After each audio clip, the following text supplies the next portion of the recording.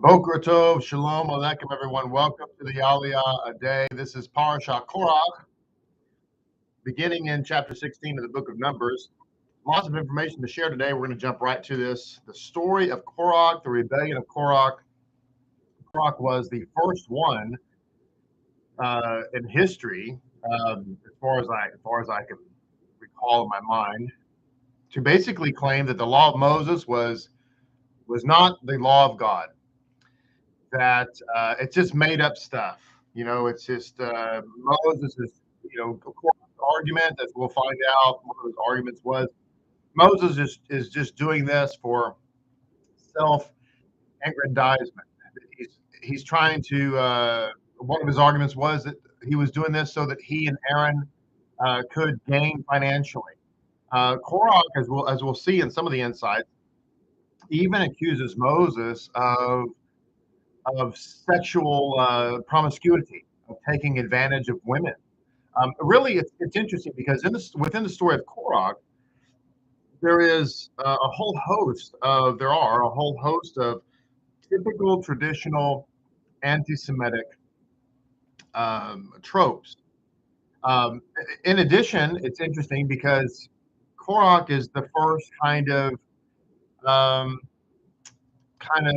Marxist, communist. That's my opinion. But basically, what he does is he tries to tell people that we're all supposed to be equal. We're all supposed to have equal power, equal rights, equal, like communism, right? Everybody's the same.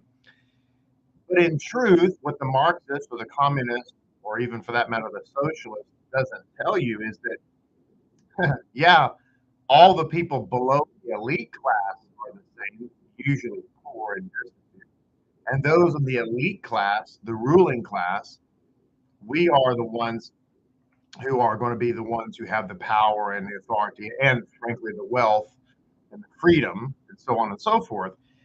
Korach uses a lot of techniques which are described, actually, if you followed my advice and you paid attention to the psychology videos on narcissism. Somebody asked me, by the way, about there was a Christian person who said, I think when you bring up the narcissist thing, you're just trying to be like a slam against Christians or whatever. It's not. I'm not sure why that person said that or whatever. I don't know, but no, the narcissism thing is to protect you against narcissists in every walk of your life. Which unfortunately, narcissists could be your parents, could be your employer.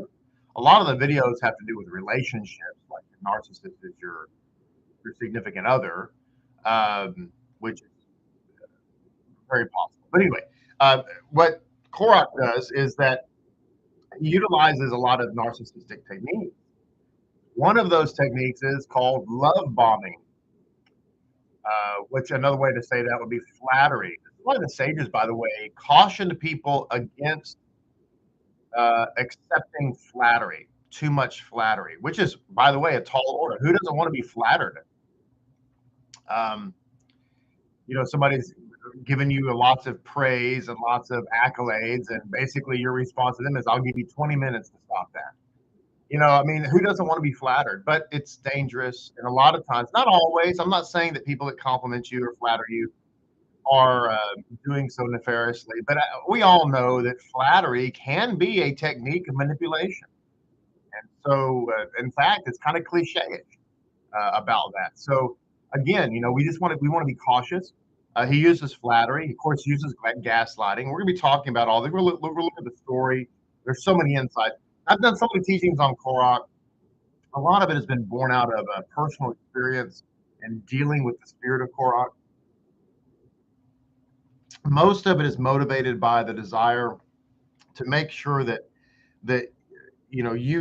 I don't become a Korach. And why is this the case? Because I'm trying to protect my position or whatever. Oh no. The problem is, and I've seen this all too often in my nearly 3 decades. I keep saying nearly. It probably is 3 decades now. We're getting close there too, of ministry. But in any case, Korach, the spirit of Korach, will leave you destitute. it gets you sideways. It'll get you, caught up in this rebellion. And by the way, the spirit of Korach is not limited to a religious setting or a sect like this or any other group. It could be anything in life. It could be your job. It could be your family. And I'm just saying the spirit of Korach could manifest in any setting, right? When which somebody's rebelling against authority. Now, anyway, but you get caught up in the rebellion, and it's not for the right reasons. You don't have to. We're all adults here. We know that if something's wrong, something's wrong. But a lot of times, the spirit of Korach really is just about the person trying to assert their own agenda. Okay, but anyway, you get caught up in that rebellion. People think this is going to work, and look, if I get a lot of people on my side, a lot of substantial people, not just people, but people of reputation, that I'll be successful. And I'm just tell you right now, you never are. You're never successful. And what ends up happening to you is you end up being destitute. You find yourself alone, swallowed up verbally anyway, and the world of loneliness. I know that I'm talking to people this morning who have seen this happen. You've seen the Korachs in your life rise up, and you've seen them go away, and they're laying in the field of nothingness. And here you are because you avoided it. So that's really why I teach about this. And I've taught on it in years past. I'm going to put the link to the video in this description of this video to past teachings I've done on Korach. And I would encourage you to listen to them because there's nuances from years past about this topic that you may find. And by the way, I want to say something to all of you that may be a surprise. This is how the enemy will work in your life potentially. Let me just put it that way. Difficult for me to say, but here it goes. Charlie, give me some support over there. Thank you, Charlie. You're not going to like everything I say. You're not going to like everything I do. You're not going to like every decision I come to. I'm just talking about as a leader, okay? And that's okay. It's okay that that's the case. It's okay that you that I might make a call that you yourself would say, well, I think if I were that position, I might do things differently. That's okay. That's called being human. I've been there too. I've been in situations where I wasn't the supreme leader, if you will, that there was another commander, there was another boss, there was another supervisor. And I've thought to myself, well, if I was in that position, I think I would have done that a little differently. I would have said that a little differently. I would have thought that through a little differently. But you know what? That's just life. We're human beings. We're not robots. But in those situations, you have to just go with the command. Why? Because it's the order of things. And if you find yourself in that position, you will you'll make those calls the way that you think they should be made, and understand also that I came to learn, and as I went through the ranks of leadership, that when you're standing out in front of everybody, so to speak, and you're the leader, it's a whole nother world, and you have a lot of factors that other people don't have. Let me tell you really quickly about a humbling experience I had.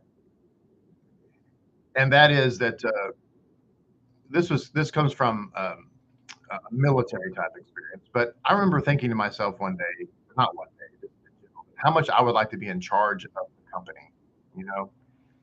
I just had a desire for leadership. It wasn't nefarious. It wasn't like I just want to be in control. No, I just wanted to be. I desired that role. I don't know how else to say it. Okay, and that's okay. It's okay to be ambitious. There's nothing evil about being ambitious. And so I remember being in the ranks, and every time the platoon commander would give a command, I knew exactly what he was going to say, and I knew the proper response and all this. In my head, I'm just saying, in my head, I had it all down. And I thought to myself, man, I don't believe that I was necessarily being arrogant, but I just believed that, hey, I could do this. And so I knew it all, blah, blah, and I was really focused. And so the day came where I had the opportunity to sit out front and lead. And I thought, wow, this is great. And do you know that I stepped out front and I just went completely blank? I couldn't remember the most basic command. And the platoon commander who I was temporarily replacing had to kind of walk me through. And it was very embarrassing. It was maybe a little humiliating, perhaps. I don't know, but a long time ago, I guess. But the point of time, but it was a huge learning experience for me. It was a huge and the learning experience for me was that standing out in front and being the leader with the responsibility was a whole nother world. And being in the ranks, that was like easy, right? And so it was huge. It was humbling. I had the opportunity to go on and be in that position and so forth. And it was, it worked out, but that was a great opportunity for me to understand that being out front and having that pressure of responsibility is so. All that to say that, listen, what will protect you from being a Korach is understand that you're not going to love everything the leader says. You're not going to be, you're not going to swoon every time I give a drosh. You're not going to go, oh man, that was the most amazing thing I ever heard. When I say a point of view or a perspective, you may at times go, I'm not sure if I have that same perspective, and that's okay. If you're not going to always, here's a big one, Charlie. He's kind of squeamish over there. You may not like my style, and my style, can I just say, may not always be the best because I'm human too, and sometimes I may come across a little bit too strong. I may be come across a little bit too weak. I may be whatever, and that's okay. Where the Satan will get up in your grill and mess you up is where you take those nuances and you make a proverbial mountain out of the molehill of it. Somebody wrote in one time and said, I was listening. I've been listening to the rabbi for a long time. And he said something the other day, and I needed some clarity on that. I could tell they were kind of offended. And me being me, I understand why they needed clarity. It's completely fine. That's why I've clarified myself. But I thought, it's interesting because this part, I don't know how to explain it. I'm probably not doing a good job of it. But I have given thousands of hours of teaching, and this person and listened to all of that, and this person was basically concerned about the sentence. Now, I'm not putting them down. I'm not saying that it wasn't proper for them to ask clarity. Of course it was.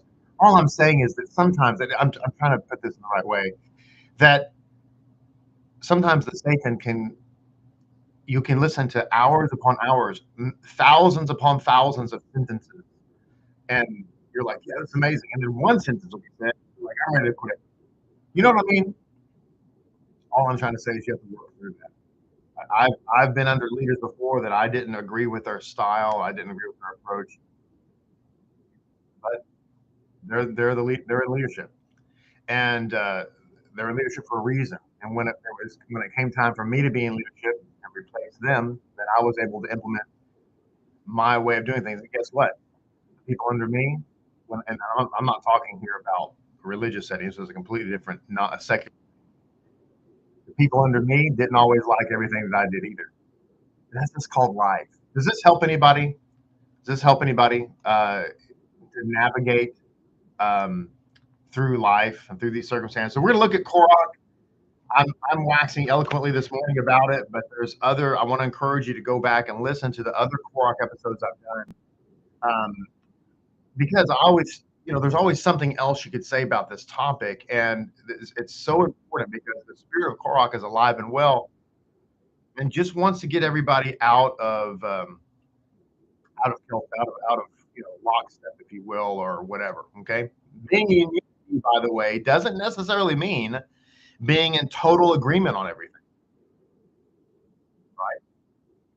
true? Tell me if you disagree. That's fine. If you disagree, that's fine. Let me know. Good morning, Brenda. Good morning, Shiloh. Good to see you, sir. Hope you and Nav are doing good. Can't wait to see you guys here. Good morning, Lori. Chanel, good morning. Peaches, glad to see you this morning. Chris and Crystal, good morning to you.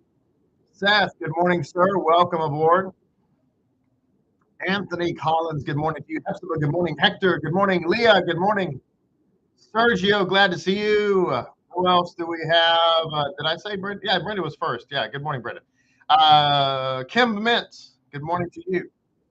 And who else do we have? Christon, good morning, sir. Emmanuel, praying for you, Christon. I hope you guys are able to come see us. Good morning, Emmanuel, from the great nation of Nigeria. Clayton, good morning. Gianna, good morning. Sonia, hello, how are you? Good morning to Shoshana and Yaakov Keith.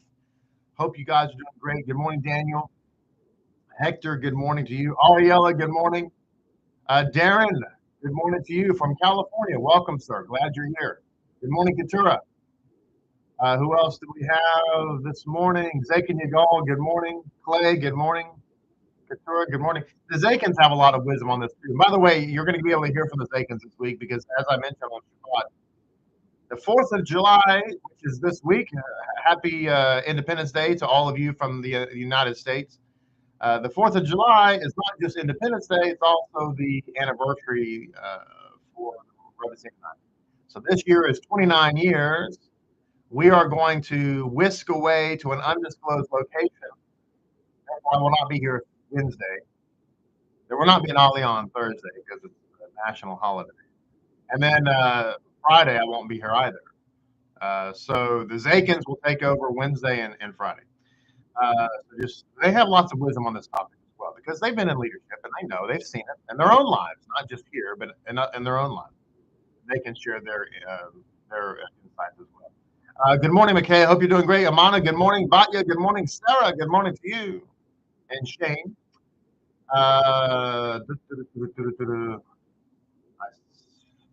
Somebody, I sound like I'm underwater. Do I sound like I'm underwater still?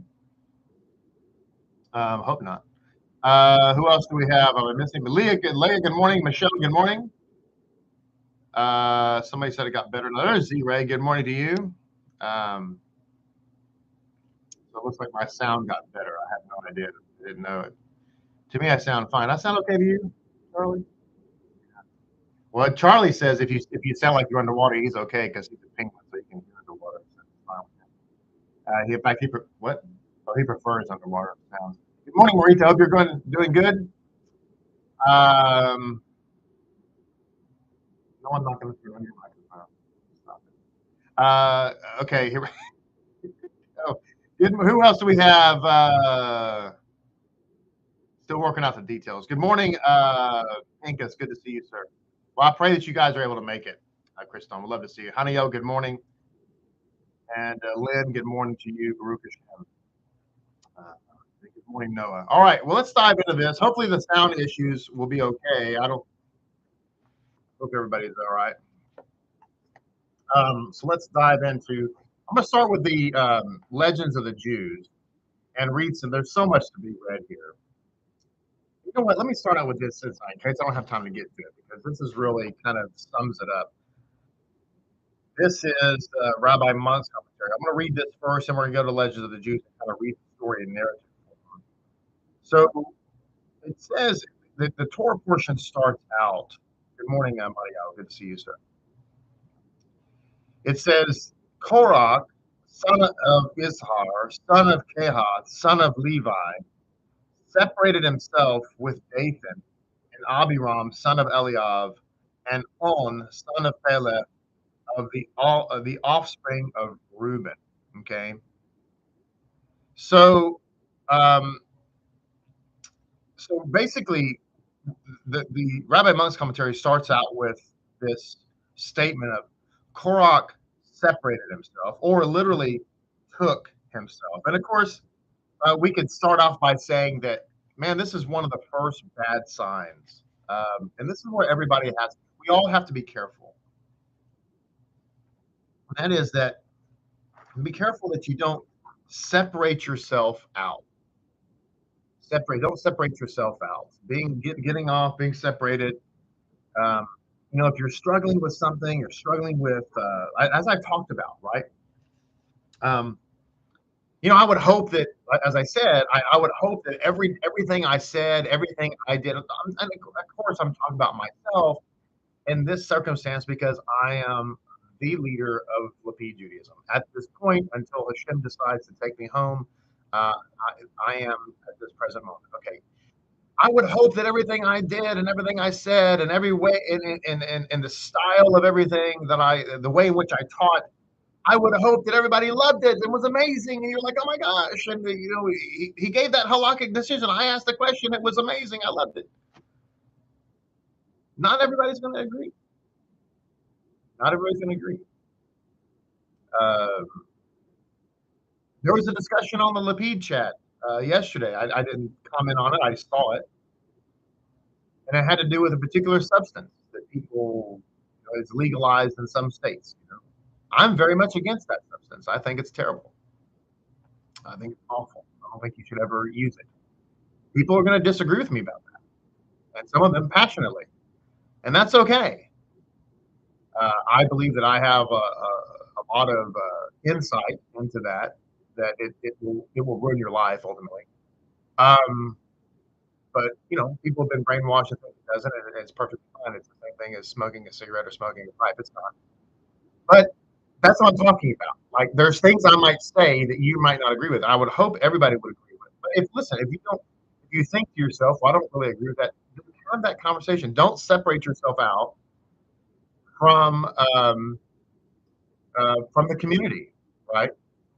So the point is, first of all, Korach separated himself, okay? And secondly, it says Korach took. And so what happens is a lot of times people will separate themselves, and then in an effort to bolster their situation, they want to take others. Let's read this insight because it just gets right to the heart of the matter. That's right. It says stay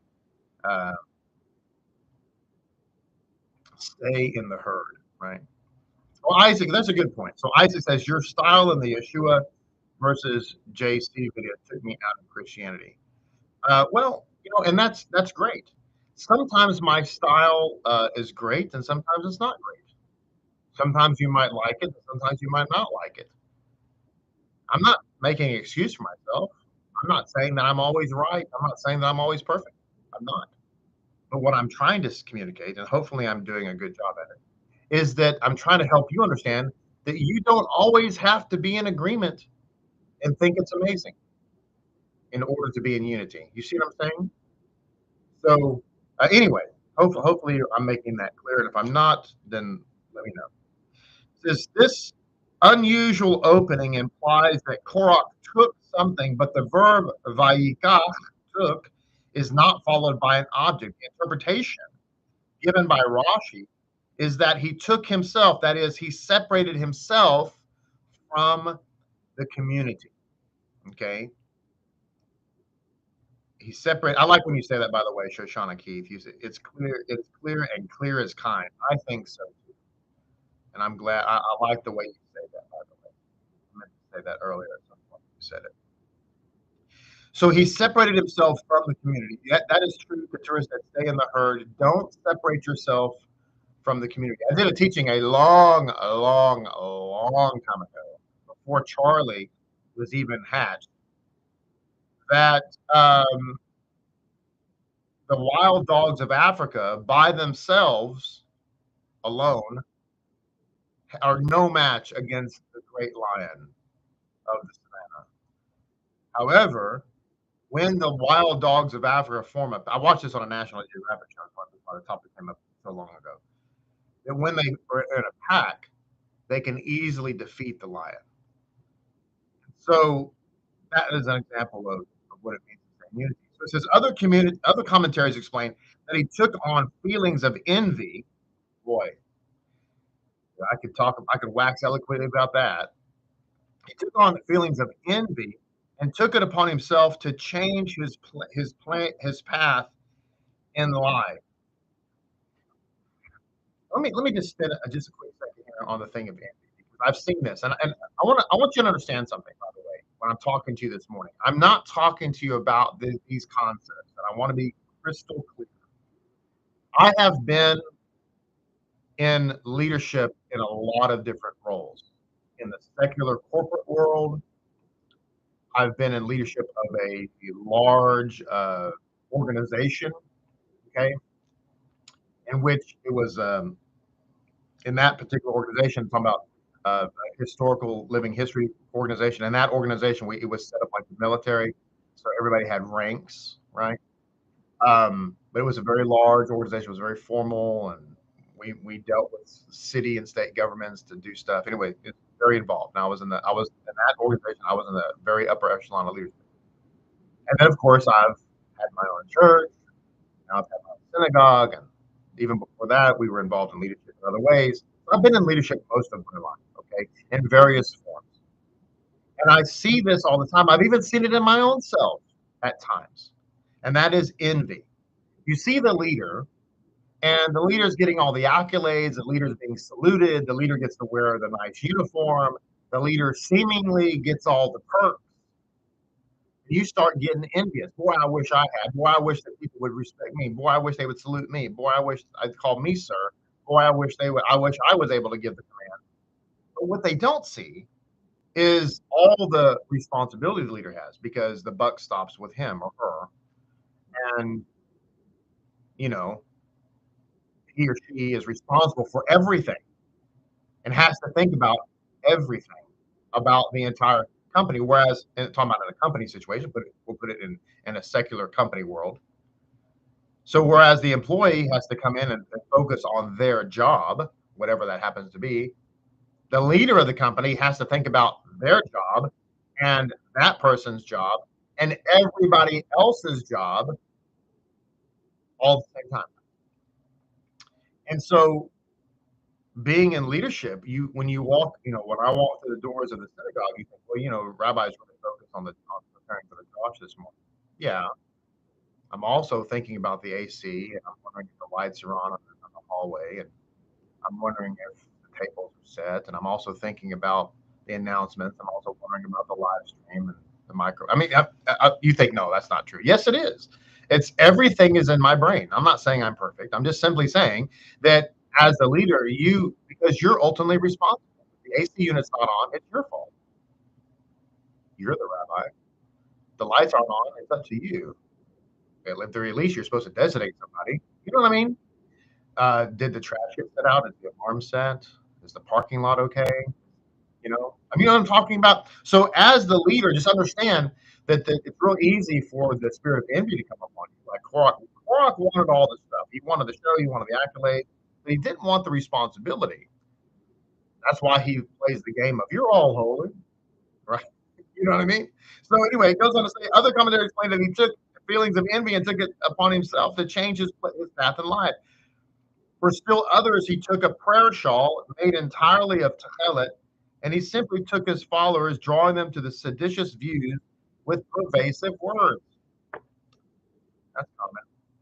Whatever the case, he challenged the authority of Moses and Aaron and attempted, this is the key here, he attempted to take power for himself. For himself. That was the thing. He wanted to have power for himself. Okay? During times of suffering and privation, there tends to be a psychological separation of the people from their leaders. Thus, the people are subject to persuasive demagogues who take advantage of the circumstances for their own benefit. Korach's time was one of these crucial periods in the life of the Jewish nation, a time when their entire future seemed at stake. What are we talking about? Well, we're talking about the time of the spies.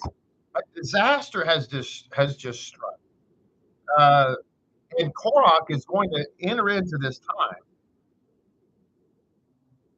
By the way, remember, Korach has always been a rebel, but he's now taking his time, his moment. He's the Korach of the world, the spirit of Korach, will wait for the right moment. And that right moment will always be a moment of tribulation. Okay. This is why I tell people during the 3 weeks, don't make any big decisions.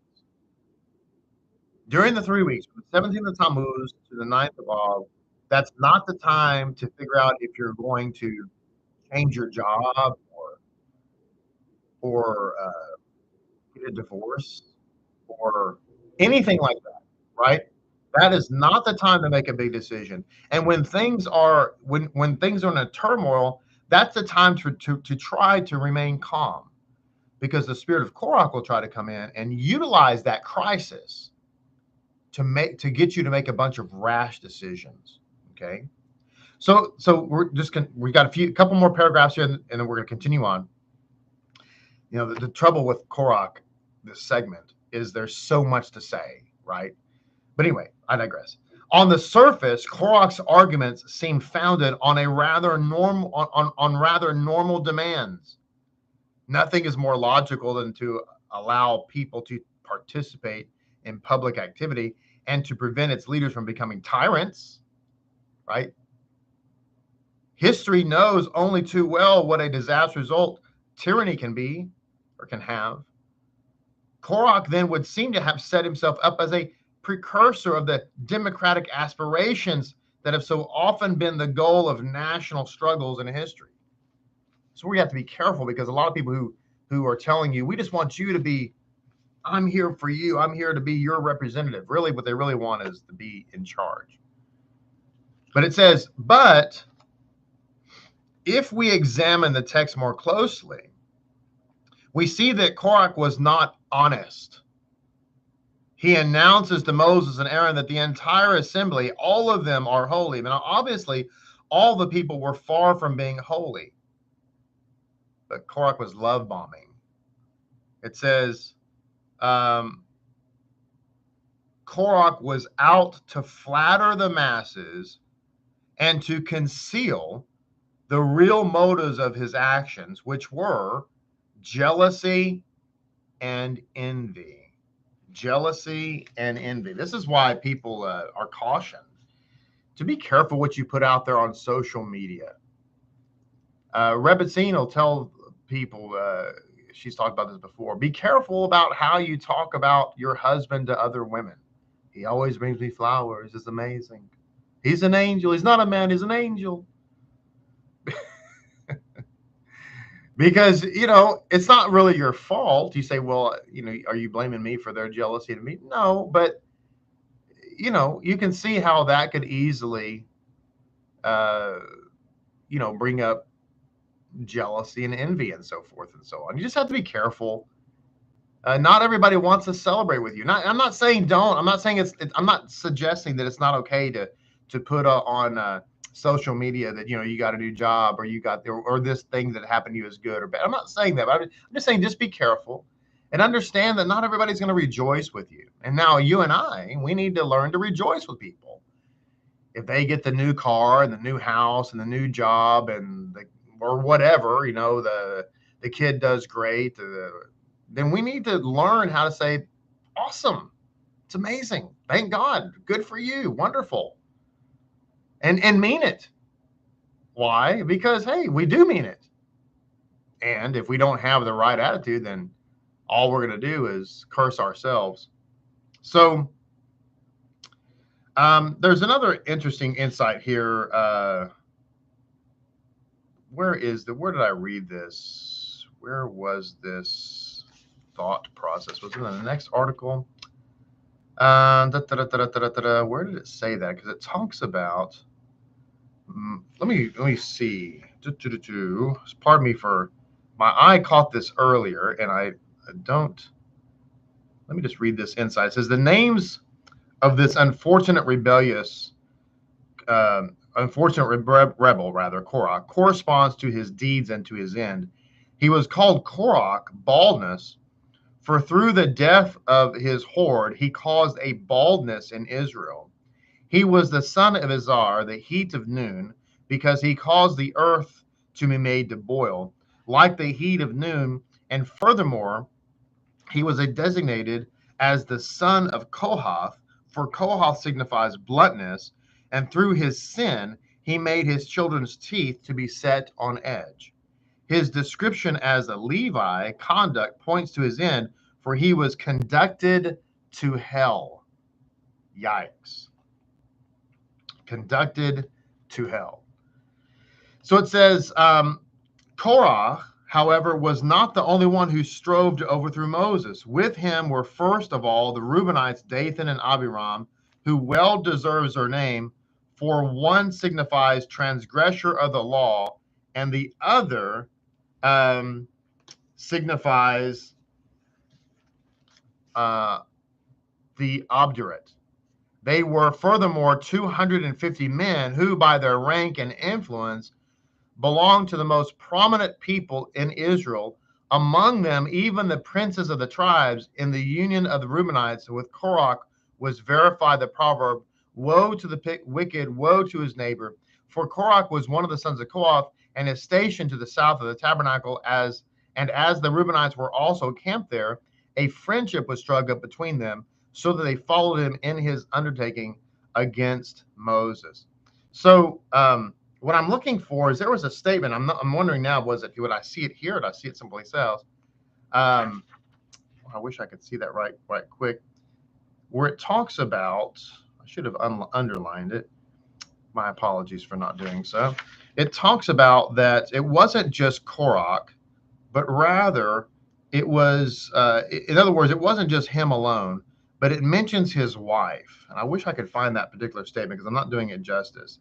But in any case, it talks about his wife, and that his wife was the chief, his chief instigator with him, the one who really spurred him on. So two things I want to say about that really quickly was that it's challenging a lot of times, because Korach, the spirit of Korach, oh, here it is. Thank you, HaShem. Here it is. I should have just read the next sentence. So it says, the hatred of Korach felt against Moses was still more kindled by his wife. Okay. It was his wife that really spurred him on to hate Moses, because it says, when after the consecration of Levites, Korach returned home, his wife noticed that the hairs of his head and all of his body had been shaved, and asked, who was it that had done this to him? He answered, Moses, whereupon his wife remarked, Moses hates thee and did this to disgrace you. Now, two things I want to say is, I was going to mention a second ago, is that it's challenging when the spirit of Korach rises up, because a lot of times Korach will gather a lot of prominent people to his side. And admittedly, that's confusing for a lot of people, because like, well, I mean, there's a lot of seemingly leaders who are supporting this rebellion. Must be from God. It's not. The other thing here is obvious, and that is that, man, the women in our life matter. Women have a tremendous amount of influence. In this case, of course, talking about wives. And the Rebbe Singer has talked about this before, about how a woman can build up or tear down her house. And so, men, this is why wives matter, and we need good ones. And if you don't have a good one, a godly one, then that you might want to think that one through. But here, Korach, what's telling us, and this is in the Legends of the Jews, and it's also mentioned in other spots as well.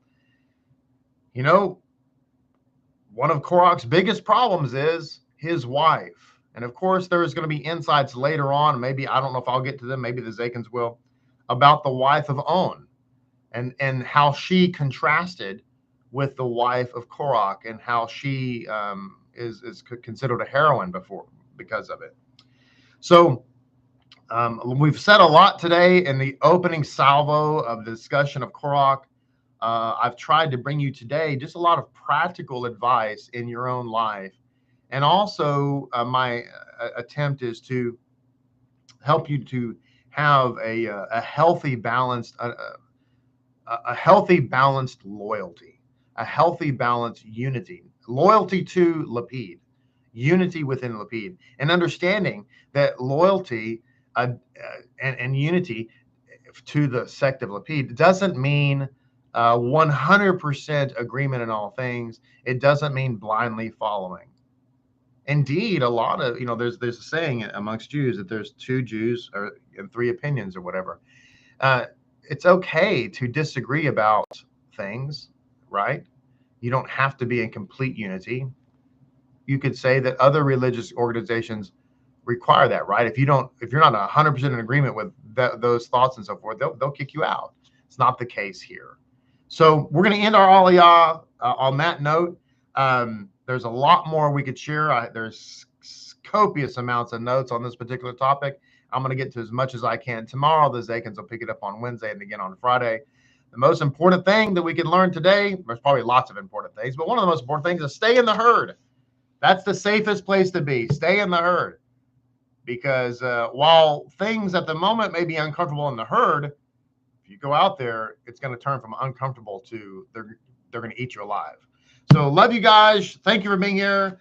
We're out of time, but never out of content. Look forward to seeing you tomorrow. Until then, have a great and amazing day. Shalom Aleichem to all of you.